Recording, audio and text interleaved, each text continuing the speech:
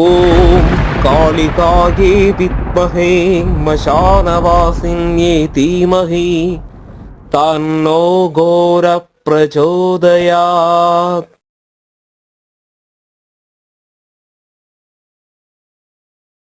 வணக்கம் ஆன்மீக நண்பர்களே. மலையாள மாந்திரீக முறையில் காளிகோவில் சார்பாக நாம் இன்றைக்கி என்ன பார்க்க போகிறோம்னா, ஸ்ரீவித்யோட மகா மந்திரம் தான் நம்ம பார்க்க போகிறோம். அப்போ எதுக்கு இந்த ஸ்ரீவித்யா மந்திரம் பண்ணுறதுன்னா, சர்வ சௌபாகியங்கள் நம்மளை தேடி வர.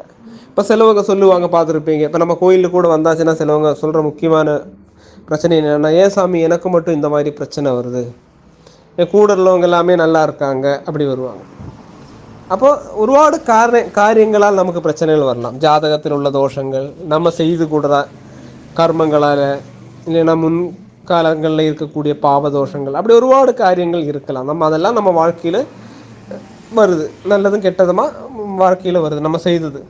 அப்போது அந்த மாதிரி உள்ள காரியங்கள் எல்லாம், தடைகள் எல்லாம் மாறி நமக்கு ஒரு நல்ல ஒரு புதிய ஒரு உணர்வோட உள்ள ஒரு வாழ்க்கை நமக்கு அமையணும்னா, நம்ம வாழற வீட்டில் தெய்வீகமான ஒரு சக்தி நமக்கு வேணும். அந்த தெய்வீக சக்தி நமக்கு வேணும்னா வீட்டில் மகாலட்சுமி குடியிருக்கணும். மகாலட்சுமியோட அந்த அருள் நமக்கு இருக்கணும். அப்போ அதுக்கு எந்த மாதிரி மந்திரம், எந்த முறைகள் நம்ம பண்ணலாங்கிறதான் நம்ம பார்க்க போகிறோம். எப்பொழுதுமே ஒரு குலதெய்வமாக இருந்தாலும் வீட்டுக்கு வரணும்னா மகாலட்சுமி கடாட்சமாக இருந்தால் தான் அந்த குலதெய்வமே வீட்டில் இருக்கும். அந்த குலதெய்வம் வீட்டில் இருந்தால் கண்டிப்பாக மகாலட்சுமி அங்கே இருக்குதுன்னு அர்த்தம். அப்போ இந்த கஷ்டங்கள் வாருது, நோய் வாருது, இந்த காரியங்கள் தடை வாருது, என்ன காரியத்துக்கு போனாலும் நடக்கலைன்னு தள்ளி தள்ளி போகிறது, இப்போ இதெல்லாம் இந்த மகாலட்சுமி கடாட்சம் இல்லாமல் தான் வருது. அப்போ அதுக்கு எந்த மாதிரி உள்ள முறை நம்ம பண்ணோங்கிறது தான் நம்ம பார்க்க போகிறோம். நம்ம இந்த பூஜையை பண்ணுறதுக்கு முன்னாடி சிவன் கோயிலில் போய் ஒரு பூஜைக்கு கொடுத்து, யார் பூஜை பண்ணுறீங்களோ அவங்களுடைய பேரு நாளுக்கு ஒரு பூஜைக்கு கொடுத்து, அங்கிருந்து தீர்த்தம் கொண்டு வந்து வீட்டில் தெளிக்கிறது. அதே மாதிரி நம்மளோட ஒரு பூஜை அறை நமக்கு வேணும். அந்த பூஜை அறையிலையும் நம்ம தெளித்த பிறகு ஒரு பலகை எடுத்து அதில் ஒரு வாழலையை வச்சு அதில் ஒரு விளக்கு வைக்கணும். நம்ம குத்து விளக்கு, அதில் 2 திரி போடணும்.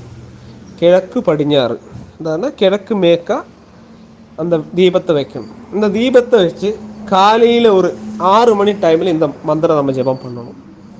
இந்த மந்திரம் ஜெபம் பண்ணும்போது வெள்ளைப்பூக்கள், மஞ்சப்பூக்கள், செவந்த பூக்கள் எல்லாமே நமக்கு யூஸ் பண்ணிக்கலாம். ஒரு செம்பில் தண்ணி அங்கே வச்சுருக்கிறது, கற்பூரம் காணிக்கிறது, அந்த விளக்கோடங்க கற்பூரம் பற்ற வைக்கிறது, அதே மாதிரி ஊதுபத்தி வைக்கிறது. நம்ம குலதெய்வத்தை மனசில் நினச்சி, நம்ம குருக்கன்மாரையும் பிதுர்களையும் மனசில் நினச்சி, அந்த கணபதி பகவானை மனசில் நினச்சி இந்த மந்திரத்தை நீங்கள் ஜெபம் பண்ணி வர்றது. டெய்லி ஒரு 108 டைம் நீங்கள் பண்ணணும். காலையிலையும் சாயந்தரம் பண்ணுங்கள், முடியாதவங்க காலையில் மட்டும் பண்ணுங்கள். ஒரு 41 நாளைக்கு நீங்கள் இந்த மந்திர ஜபம் பண்ணுங்கள். உங்களுக்கு வாழ்க்கையில் ரொம்ப ரொம்ப வெற்றி கிடைக்கும். ஏன்னா தடைகள் தானே வாழ்க்கையில் வருது, அதுதானே ரொம்ப பிரச்சனை வருது. நம்ம ஓரோ காரியங்கள் பண்ணும்போது, ஓரோ தடைகள் வரும்போது நமக்கு வேறு புதிய ஏதாவது செய்யறதுக்கு ரொம்ப மனசில் குழப்பமாக வரும். அப்போது தோல்விங்கிறது வாழ்க்கையில் இருக்கும். தோல்வியை கண்டு நம்ம பயப்படக்கூடாது. ஓரோ தோல்வி வரும்போது நம்ம எதனால தோத்தோம், எங்கே நம்மளுடைய மிஸ்டேக்குன்னு பார்த்து நம்ம முன்னோடி போயிட்டே இருக்கணும். அப்போ இந்த மந்திரம் கூட வரும்போது அதை எல்லாமே வெற்றியாக மாற்றக்கூடிய ஒரு கழிவு நமக்கு சேரும். அப்போது இந்த மந்திரம் நான் சொல்கிறேன். இந்த மந்திரத்துக்கு சொல்கிறதுக்கு முன்னாடி ஒரு காரியம் நீங்கள் கவனமாக இருக்கணும். அது வேற ஒன்றும் இல்லை, நம்ம வைக்கக்கூடிய விளக்கு கண்டிப்பாக தரையில் நீங்கள் வைக்கக்கூடாது. அது அந்த விளக்கில் ஈஸ்வர சைதன்யம் இருக்குது, அது பூமியை நேராக ஸ்பர்சிக்கக்கூடாது, இல்லைன்னா முட்டி இருக்கக்கூடாதுங்கிறக்காகத்தான் அப்படி பண்ணுறது. அதேமாதிரி அதில் வாழையில் போட்டுட்டு தான் அந்த விளக்கு வைக்கணும். நம்மளும் இருக்கும்போது ஒரு பாயை விரித்து இல்லைன்னா ஒரு பலகை போட்டு தான் நம்ம அதில் இருக்கணும். அந்த மந்திரத்தை நான் சொல்கிறேன். ஸ்ரீம் ஓம் நமோ பகவதி சர்வ சௌபாகியதாயினி ஸ்ரீம் ஸ்ரீவித்யே மகாவிபூதையே நமஹா. ஸ்ரீம் ஓம் நமோ பகவதி சர்வ சௌபாகியதாயினி ஸ்ரீம் ஸ்ரீவித்யே மகா விபூதையே நமஹா. அதாவது பகவதி சர்வ சௌபாகியதாயினி அப்படின்னு சொன்னால் சர்வ சௌபாகியங்களும் எனக்கு கிடைக்கணும், அதாவது அனைத்து நல்லதும் என்னை சேரணும் என்னோடய வாழ்க்கை நல்லதாக இருக்கணுங்கிறது தான் அந்த மந்திரத்தில் வருது. அதில் பீஜாட்சரங்களோடு வரும்போது அந்த மந்திரத்துக்கு ரொம்ப பவராக இருக்குது. அதை எழுத்து வடிவிலையும் இங்கே கொடுக்குறோம். அந்த மந்திரத்தை நீங்கள் பண்ணுங்கள். பின்ன எந்த ஒரு மந்திரம் நம்ம பண்ணும்போதும் நமக்கு வேண்டது என்னன்னா உண்மையான நம்பிக்கை வேணும். மந்திரத்து மேலே, தேவதை மேலே, இந்த குரு மேலே உள்ள நம்பிக்கை நமக்கு வேணும். இந்த மந்திரம் பண்ணும்போது சந்தேகம் வந்தாலே அந்த மந்திரம் ஃபலிக்காது. அப்போது நம்பிக்கையோட இந்த மந்திரத்தை பண்ணுங்கள். ஏன்னா நிறைய பேர் நம்ம கோயிலில் கூப்பிடுவாங்க, வருவாங்க, நம்ம போடுற மந்திரம் பண்ணிட்டு ஒருபாடு குணங்கள் இருக்குதுன்னு. இப்போது நம்ம போடுற மந்திரம்னு இல்லை. இப்போ எல்லோரும் சொல்லுவாங்க, நான் போடுற சேனல்னா என்னோடய சேனலில் மட்டும்தான் மந்திரம் சரின்னு. அப்படியெல்லாம் கிடையாது.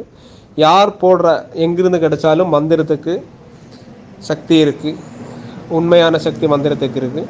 அதை நம்பி நீங்கள் உங்களுடைய புத்திக்கு சரின்னு தோணுறதை மட்டும் நல்லபடியாக செய்யுங்க. கண்டிப்பாக உங்கள் வாழ்க்கையில் வெற்றியே கிடைக்கும். எனக்கு இந்த சேனலில் பார்த்துட்டு என்ன ஒரு நண்பர்கள் கூப்பிடும்போது எனக்கு ரொம்ப சந்தோஷம்தான். உங்களுக்கும் அந்த மாதிரி உள்ள அனுபவங்கள் இருக்கும்போது நீங்களும் கண்டிப்பாக இந்த கீழக்காண்ட நம்பருக்கு கால் பண்ணுங்கள், கோயிலுக்கு வாங்க.